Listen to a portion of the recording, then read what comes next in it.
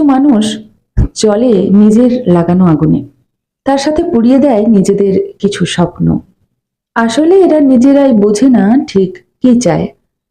স্বপ্ন তো সবাই দেখে, কিন্তু পূরণ করার ইচ্ছেটাই তো সবার থাকে না।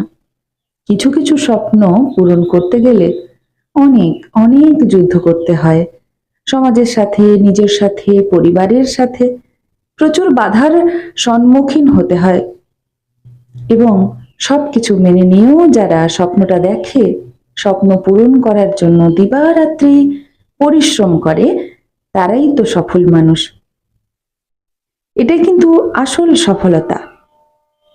কারণ সফলতা মানে শুধুমাত্র একটা চাকরি তো নয়। সফলতা মানে শুধুমাত্র নিজের উন্নতি করা নয়। সফলতা মানে শুধুমাত্র গাড়ি বাড়ি কেনা নয়। সফলতা হলো শত বাধা বিপত্তি এবং প্রতিবন্ধকতা কাটিয়ে নিজের স্বপ্নটা দেখে যাওয়া এবং সেটা সার্থক করার জন্য যথোপযুক্ত পরিশ্রম করা।